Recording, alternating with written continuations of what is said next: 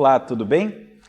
Ele é licenciado em História pela Universidade do Estado de Mato Grosso, especialista em gestão escolar e mestre em Teologia. Também é professor na Faculdade FAEST, Unicerra. Tem formação também em coaching pelo Instituto Brasileiro de Coaching. É facilitador e palestrante de cursos e seminários em diversos temas. Orador, mestre de cerimônia e trabalha também, presta serviço à nossa comunidade como vereador. Hoje falaremos com o professor Sebastian Ramos. É um prazer, professor, tê-lo conosco. Olá, professor Everton. É uma satisfação estar aqui. Muito obrigado pelo convite em poder conversar aqui alguns instantes sobre temas pertinentes à educação e ao mundo que nós vivenciamos no dia a dia. Que bom, eu agradeço o aceite, professor, para essa oportunidade. Antes de começarmos, eu gostaria de esclarecer ao nosso público que estamos seguindo todas as medidas da biossegurança. A equipe que está fazendo a filmagem está de máscara, mantemos o distanciamento entre entrevistador e entrevistado. Professor Sebastian, antes da gente entrar nessa discussão dos projetos atuais, do que estás fazendo, gostaria de perguntar uma curiosidade que talvez não seja só minha. O que levou o professor Sebastian a se tornar o vereador professor Sebastian? É interessante, Everton. Muita gente já me perguntou isso mesmo. É uma pergunta ou até uma curiosidade, uma dúvida que muita gente já me fez em sala de aula e fora da sala de aula. Por que me tornei político?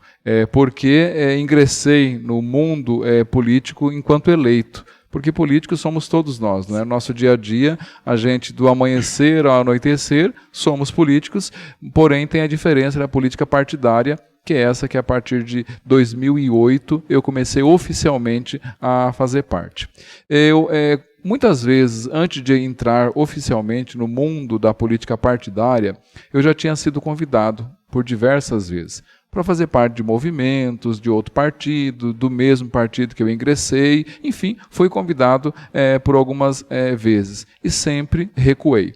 Disse que não poderia, não saberia, não conseguiria, por outros motivos naquele momento não era ainda o momento oportuno.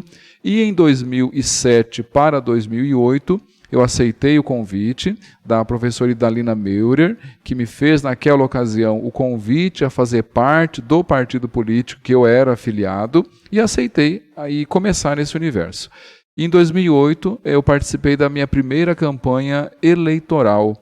Foi a minha primeira campanha eleitoral. E eu entrei no mundo da política partidária, da política que hoje eu faço parte como vereador, como agente público em Tangará da Serra, porque eu acredito que nós podemos fazer mais do que telespectadores.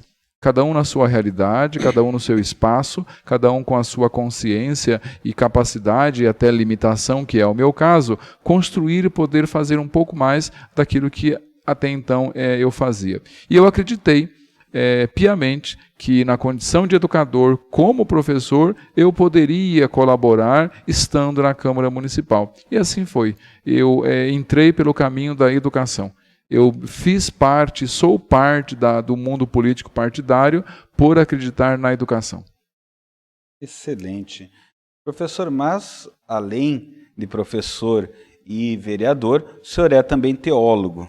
E essa minha segunda pergunta vai exatamente nesse caminho e talvez unindo agora de forma bem pontual esses dois universos.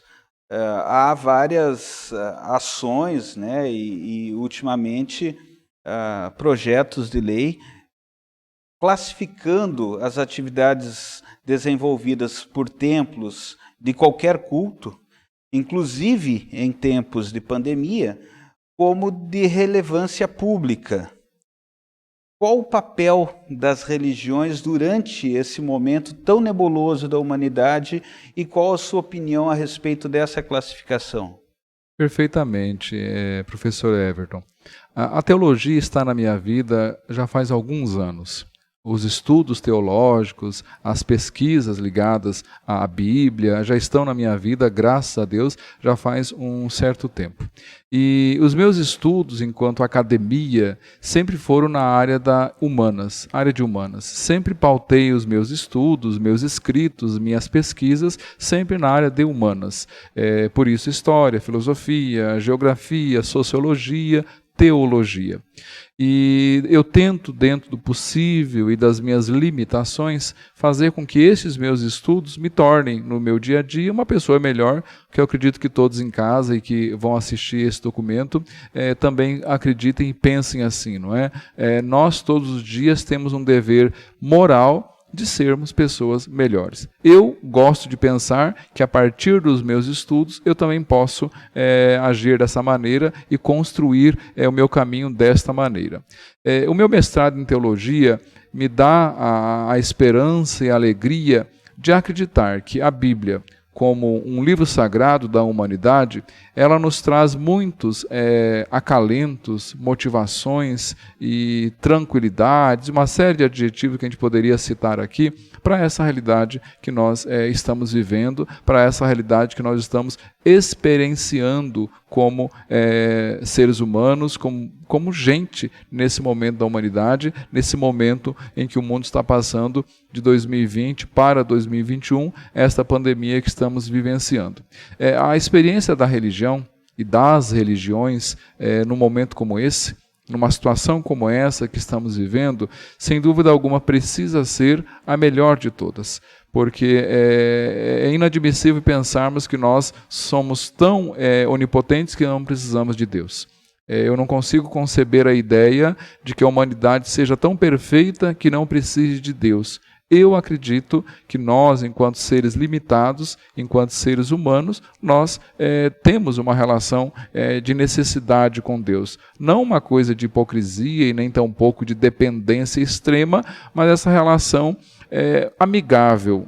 Eu gosto de pensar assim, uma relação amigável que a gente possa construir e ter com Deus. E nesse momento de sofrimento, de dor, de tantas perdas, o luto tão presente na vida das famílias, tão presente na vida do ser humano nesse momento, seja no nosso país, ou seja em qualquer país do mundo, essa relação com Deus ela se torna muito mais necessária. E a religião e as religiões nesse momento têm um papel fundamental que é justamente de aproximar a dor do amor, aproximar o luto da esperança, aproximar o sofrimento da temperança. Então, me parece que essa relação da religião, da igreja e das religiões com o ser humano, com a humanidade, ela se tornou muito mais real nesse período que estamos vivendo, se tornou muito mais evidente, inclusive, nesse período que estamos vivendo, e eu gosto de acreditar que a religião, de maneira muito ampla, e as religiões separadamente, elas têm um papel fundamental que é de renovar diariamente aquilo que nós mais gostamos de nos apegar no dia a dia, que é de fato a esperança. Em Deus há esperança, eu gosto de acreditar assim. Perfeito, importante isso, né, professor? Importante. E nesse período de luto, de dor, o que nós podemos aprender com tudo isso? É uma pergunta bem inteligente, professor Everton. O que nós podemos aprender com essa experiência? Existem diversos autores, brasileiros e não, que falam da palavra experiência. E eu, pessoalmente, como professor, gosto muito da palavra experiência. E existe um filósofo chamado Heidegger, alemão. Os alemães são sempre muito centrados no que diz respeito à filosofia. E Heidegger fala justamente da palavra experiência, que ele diz que a experiência é aquilo que nos arrebata e nos torna uma outra pessoa. É aquilo que de fato nos arrebata profundamente e nos torna uma outra pessoa. E essa experiência da pandemia que nos torna uma outra pessoa, na filosofia heideggeriana, essa experiência pandêmica que todo dia nos lança um novo desafio. para quem trabalha, para quem não trabalha, para quem está em casa, para quem não está, enfim, para o homem, para a mulher, para as famílias de maneira geral. Essa experiência, eu acho que, fazendo uma análise muito superficial, sem dados estatísticos, nada disso, me parece que ressurge uma outra palavra. Eu falei da esperança, que é uma palavra que eu gosto muito em tudo que eu faço e realizo na minha vida, mas eu tenho percebido que uma outra palavra ela está muito evidente no dia a dia das pessoas, que eu quero acreditar que eu esteja pelo menos parcialmente certo, se não estou 100%, é a palavra solidariedade. Eu acho que a solidariedade, nesse período que nós estamos vivendo de pandemia, por mais que pareça difícil a gente perceber esta palavra no dia a dia, ela está presente entre nós e nós aprendemos nesta pandemia sermos mais solidários. As pessoas têm manifestado mais solidariedade. Às vezes, professor Everton, o simples fato de mandar uma mensagem para alguém dizendo Deus te abençoe, Deus te cuide, Deus te dê a cura, Deus esteja contigo, ou é uma mensagem de fé, ainda que não apareça o nome de Deus no meio, mas uma mensagem de fé, isso demonstra que as pessoas estão se preocupando mais com as outras. As pessoas estão se solidarizando mais com as outras. Eu me arriscaria em dizer se talvez isso se tornasse o mundo da empatia. A empatia é muito maior do que isso. Empatia, inclusive, é uma palavra que eu gosto muito também, defendo muito, mas a empatia, na minha leitura, é muito maior do que a solidariedade. E eu quero crer que a humanidade, nesse momento, ela está mais solidária. E se nós já somos mais solidários, para darmos um passo para a empatia, com certeza nós estamos muito mais próximos da empatia do que em tempos atrás, do que em tempos idos. Portanto, nesse momento, uma leitura que eu faço, a solidariedade está mais evidente, as pessoas têm feito mais doações, têm se entregue mais, ainda que ninguém tenha dado nada para ninguém, mas o coração daquela pessoa, em algum momento, deve ter já durante a pandemia se solidarizado com a dor da família, com a perda da família. As pessoas têm feito verdadeiros mutirões de oração pelas outras pessoas. Isso é solidariedade. Solidariedade quase como que a prática da empatia. Exatamente. A empatia levada para a ação, né? Justamente, exatamente. Isso é interessante. Algo que vale a pena aprender. Sem dúvida alguma, sem dúvida. Agora, a empatia, a solidariedade, não são palavras novas no discurso do professor e vereador Sebastião. A gente ouve essas palavras ao longo da sua experiência legislativa. E vários projetos nascem exatamente dessa, vamos dizer assim, dessa ideia central de ação, né? Temas que vão desde o trânsito até a violência doméstica e outros que são defendidos na tribuna semanalmente pelo vereador professor Sebastião. Qual desses projetos, professor, nessa uma análise rápida, mais frutificou? Qual dessas bandeiras levantadas mais tremulou durante a sua vereança?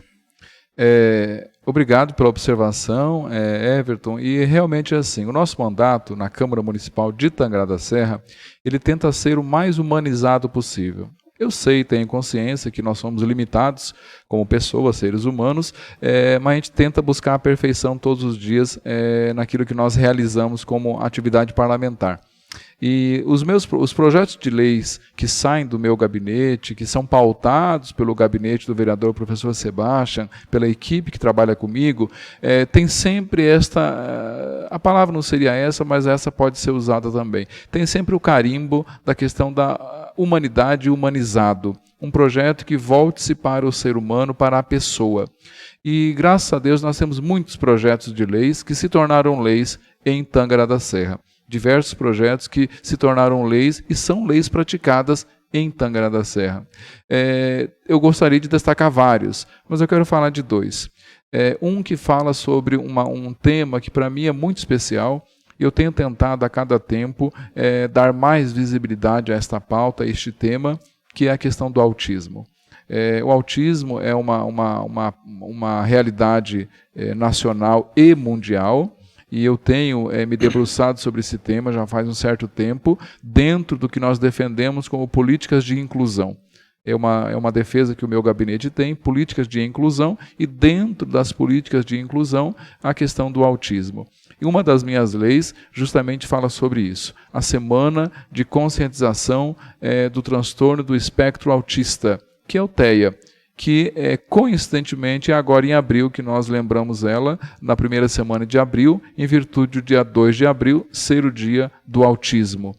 E é uma lei que, para mim, é muito cara, me é muito importante, e eu faço questão de levantar esta pauta permanentemente na Câmara, porque eu tenho consciência de que as famílias que têm um caso de autismo lá na sua família, elas merecem a atenção do poder público, e eu tento fazer a minha parte nesta pauta. Uma outra pauta que me permita dizer que para mim é muito importante e nós já conseguimos muitas vitórias, graças a Deus, é a questão justamente do enfrentamento à violência contra as mulheres. É uma pauta que eu tenho permanentemente na minha história de vida como professor e depois levei isso para a vida política. Eu tenho 2 leis municipais que falam dessas pautas, dessa questão do enfrentamento à violência contra as mulheres. Uma delas é o Programa Maria da Penha Vai à Escola, em Tangará da Serra, uma lei da minha autoria, que sugere e faz encaminhamentos que a Lei 11.340 de 2006, que é a famosa Lei Maria da Penha, seja discutida, debatida, lida, estudada na rede municipal de ensino. E uma outra lei da minha autoria que combina com o enfrentamento à violência contra as mulheres é a obrigatoriedade de afixar em prédios públicos e privados o cartaz do Disque 80 Mulheres Denunciem, que é uma ideia, uma proposta de que quanto mais visibilidade do número 180 nós tivermos em prédios públicos e privados, eu quero acreditar, aí a sua área é profundamente mais do que a minha, semiótica e tantas coisas mais, não é? Eu visualizando o 180, aquilo me dá uma sensação de que existe um amparo, de que existe um caminho, de que existe uma proposta de que a violência ela pode ser interrompida, pode ser barrada, pode ser enfrentada no nosso dia a dia. São 2 leis da minha autoria nesta temática, e a questão da não violência contra as mulheres é uma pauta permanente minha, com a segurança pública do município, do Estado, com a Polícia Judiciária Civil, Polícia Militar, autoridade do município e do Estado, diversas ações já fizemos e estamos fazendo nesta pauta. Com certeza são pautas que valem a pena o esforço e a dedicação. Professor, parabéns por essas pautas. Atualmente eu sei que as atenções têm se voltado ao projeto Tampets, né? Fale-nos um pouco sobre essa ideia, como ela surgiu, como foi a aceitação da comunidade, dos comerciantes também, dos parceiros no projeto. Enfim, nos atualize a respeito do Tampets. Maravilha. O Tampets surgiu de uma proposta de amparar animais em situação de rua, cães e gatos com relação à castração. Esse é o foco do Tampets. Era um projeto que estava já preparado em um tempo passado e por vários motivos nós adiamos, e nesse momento ele está em pauta e está em prática e graças a Deus mais uma vez está a todo vapor. Primeiro me permita explicar o nome do projeto. As pessoas já me perguntaram inclusive algumas vezes, professor, o nome está errado. Daí entra a língua... Seria com M. Exatamente. Aí entra a língua portuguesa, as regrinhas do PIB e tal. E aí todas as vezes eu tranquilamente explico para todo mundo que me pergunta por que é com N e não com M. Tampets é com N, de Tangará da Serra. Esse é o motivo do nome Tampets. Então, o TAM, que está escrito com N, não há nenhum erro ortográfico, nem gramatical, não está ofendendo a língua portuguesa, é o TAM de Tangará da Serra. Pets, porque PET faz relação com a garrafa plástica, que nós queremos a tampa, e faz relação também com os animais, que é o mundo PET, pet shop, essas questões todas, e é no plural, porque é o pet da garrafa e o pet do animal, daí viram então pets. E, muito mais do que isso, o TS no final sugere também, em alguns casos, algumas pessoas usam como abreviatura, que é o Tangará da Serra. Então tem muitos motivos por trás só do nome Tampets. E aí eu levei a proposta, Everton, a um empresário aqui do nosso município, um jovem empresário aqui do nosso município, que a gente apresentou a ele a ideia, apresentou a ele o motivo do projeto, eu fiz a ele algumas solicitações e ele imediatamente aceitou. Ele imediatamente concordou com a proposta, com o projeto, porque nós vamos arrecadar tampinhas e as pessoas perguntavam para mim, depois de arrecadar, acontece o que com essas tampinhas? Não é? A gente não pode simplesmente guardar e achar que aquilo vai se tornar dinheiro. A gente tem que vender. Então nós vamos arrecadar tampinhas e vender a uma indústria de material plástico e reciclável aqui de Tangará da Serra. Nós precisamos de muitos quilos de tampa, todos os meses, porque 1 quilo de tampa nós vamos vender a um valor considerável hoje no mercado de venda de recicláveis, que é R$1. Então nós vamos vender o quilo da tampinha a R$1.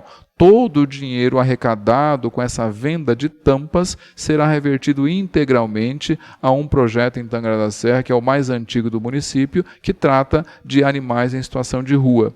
Em Tangará da Serra, eu e muita gente tem conhecimento que existem muitas pessoas voluntárias que fazem isso há muito tempo. Em suas casas, as ONGs que existem em nosso município, isso já é uma realidade aqui há muito tempo. Não é nenhuma novidade essa ação com animais em situação de rua. A novidade aparece quando nós estamos em parceria com inúmeras empresas. Eu procurei empresas e comércios em muitos lugares e apresentei também a ideia, solicitando que ali pudesse ser o que nós estamos chamando de ponto de coleta. E aí, então, muitas empresas em Tangará aceitaram ser ponto de coleta, onde as pessoas podem guardar as tampinhas e depois levar nesses pontos de coleta. E nós vamos, a cada 30, 40 dias, passar nesses pontos de coleta, reunir todas as tampinhas que tiver naquele mês, vender à indústria o valor 100% ao projeto, que é o projeto ajudado pelo projeto Tampets, e vamos a cada tempo tentando eliminar a lista imensa de animais que precisam de castração. Uma causa nobre, com certeza, e eu realmente espero que o projeto seja um sucesso. Eu particularmente tenho 3 animais lá em casa, os 3 adotados de situação de rua, né, de doação, e alguns enquanto filhote, uma já adulta. Então eu sou muito solidário também a essa ideia da necessidade de cuidar desses nossos irmãos, de vivência, de existência, né? Existimos junto com eles, com certeza. Professor Sebastião, a conversa está boa, nosso tempo está acabando. Eu gostaria primeiramente de abrir o espaço para alguma consideração final, alguma pergunta que eu não fiz, talvez o senhor queira responder ou queira trazer uma informação para nós. Por favor, fique à vontade. Eu agradeço imensamente o convite de participar aqui desse espaço. Fala FAEST, a instituição, a direção aqui da nossa FAEST, muito obrigado pela oportunidade, pelo convite. Me coloco permanentemente à disposição, seja como professor, seja como vereador, como cidadão. As pessoas conseguem me acessar facilmente pelas redes sociais, pelo Poder Legislativo, o prédio da Câmara, enfim, estou à disposição para esta e tantas outras pautas que eu for convidado e solicitado. O meu desejo é sempre estar buscando fazer o melhor por Tangará da Serra. Eu que agradeço, professor, a sua gentileza e disposição. Sabemos que a agenda é apertada, corrida, mas foi um bate-papo muito bom.